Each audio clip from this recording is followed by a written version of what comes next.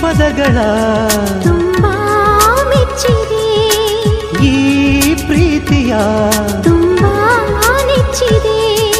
ಹೇಗೆ ಕಳಿಸಲಿ ತಾನೇ ತಲುಪಿದೆ ಈ ಪತ್ರದ ವಾದ ಸುಂದರ ಸಂವಾದ ಸುಂದರ.